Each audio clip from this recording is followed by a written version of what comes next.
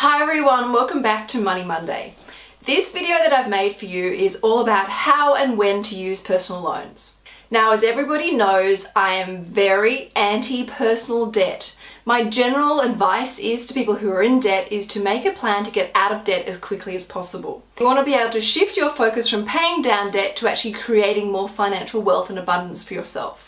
Now, as hard and fast as I like to be with that rule, I also understand that in life sometimes things just happen that are out of our control. Now, whether that be an unexpected medical or dental expense or something that actually impacts, the running of your family, for example, the family car, carking it and needing to be upgraded. Things in life just happen, and the best thing we can do is accept the situation for what it is and come up with a great plan and strategy to rectify the situation and get us back on track with our lives again. Obviously, this can involve money, and if we don't have that money in savings in our life account to rely on, it means we need to borrow money, which often means taking out a personal loan. So when it comes to taking out a personal loan, you really want to make sure that you pick the right type of loan that suits your needs and requirements, and make sure that the loan is paid off as quickly as possible. I actually came across an amazing website which I'm going to show you in a second.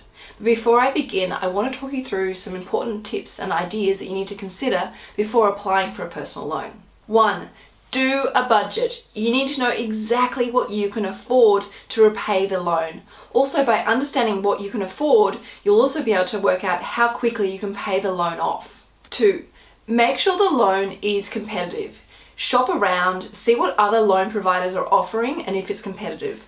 Ideally, you want the lowest interest rate possible without too many restrictions. And if possible, offer security against the loan. This will help mean that the interest rate stays lower than what it would be if the loan was unsecured. So for example, say you were buying a new car. If you were to offer the new car as security against the loan, that will help keep the interest rate lower than what it would be if the loan was unsecured. 3. Insure. Obviously, if you were buying a new car, you would make sure it's properly insured. But you also need to consider insuring yourself, so that if something happens to you, you can actually make those loan repayments and ensure that the loan is paid off.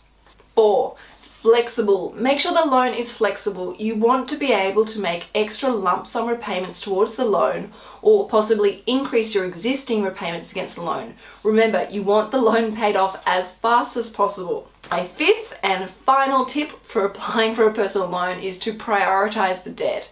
Pay it off as quickly as you possibly can so that you can return back to building more financial independence and abundance for yourself and your family. So to show you how this website works, I've used the example of upgrading a car. I've said that I want to buy a car for $25,000, the car is less than 3 years old, and I want to make sure that the loan is paid off within 3 years or less. I've entered in the basic details here, and it's been able to show me that my loan repayments will be just under $800 per month if I want the loan paid off within 3 years. Then on top of that, it's actually able to show me what other personal loan providers are offering right now.